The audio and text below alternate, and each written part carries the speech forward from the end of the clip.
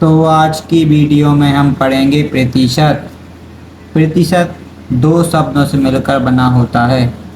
पहला प्रति मतलब प्रत्येक और शत मतलब 100 और इसका चिन्ह होता है ये, मतलब हर 100 पर कितना प्रतिशत।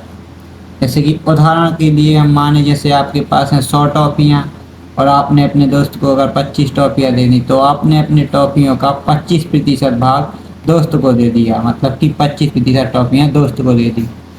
अब यहाँ पर हम देखें कि प्रतिशत निकालने का सूत्र, जब आपको किसी हिस्से का प्रतिशत निकालना हो, जैसे कि परीक्षा में 500 में से आपको 300 अंक मिले तो आपको ये निकालना पड़ेगा कि आपको कितने प्रतिशत अंक मिले हैं। जैसे तो हम इसके लिए इसका सूत्र रहेगा 300/500 इंटू 100।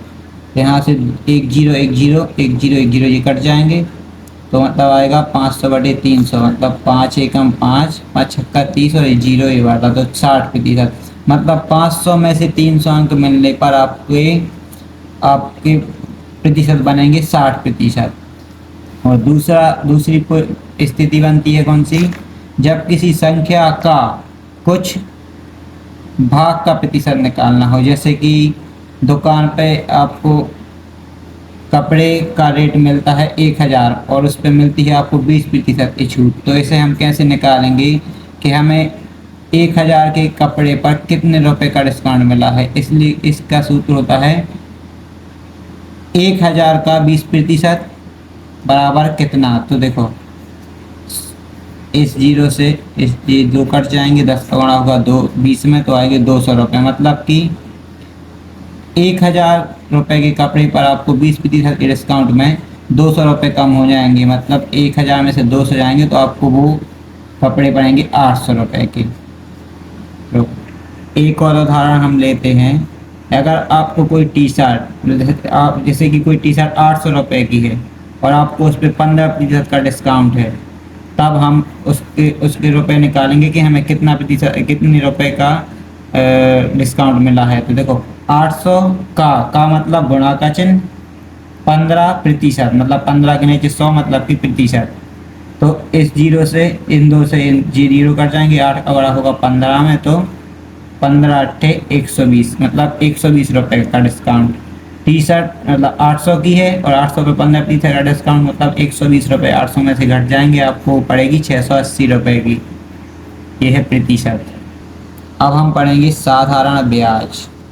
जब हम किसी से पैसा उधार लेते हैं या बैंक में कुछ पैसा जमा करते हैं तो उन पैसों के उपयोग के बदले जो अतिरिक्त पैसा दिया या लिया जाता है, जैसे कि आपने किसी से उधार पैसे लिए और उसका यूज किया तो उसके यूज करने के बदले में जो आप उसको पैसा वापस लौटाएंगे या बैंक में जमा करने पर आपको जो पैसा बैंक वाले देंगे उसे ही ब्याज कहते हैं। तो साधारण ब्याज को समझने के लिए हमें सबसे पहले इन 4 चीज़ों को समझना जरूरी है। पहली हो गई मूलधन, जो उधार देते समय या लेते समय होता है मूलधन। जैसे कि आपने बैंक में किए 10,000 जमा तो वो हमारा मूलधन है। दर मतलब कि किस रेट पर वो पैसे आपने लिए या बैंक में जमा किए हैं, कितनी रेट से मतलब दर से, जो हमेशा प्रतिशत में रहती है। दर हमेशा प्रतिशत में रहेगी। समय मतलब कितने समय के लिए आपने किसी से कितने समय के लिए पैसे लिए हैं या बैंक में कितने समय के लिए पैसे जमा किए हैं।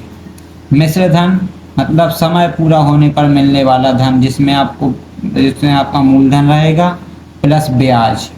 जैसे कि अब हम इसे उदाहरण से समझें, अगर आपने बैंक में 10,000 रुपये जमा किए और 3 वर्ष के लिए जमा किए हैं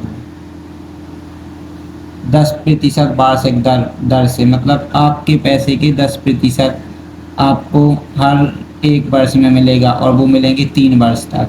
मतलब 10,000 का 10% बनेगा 1,000 रुपये।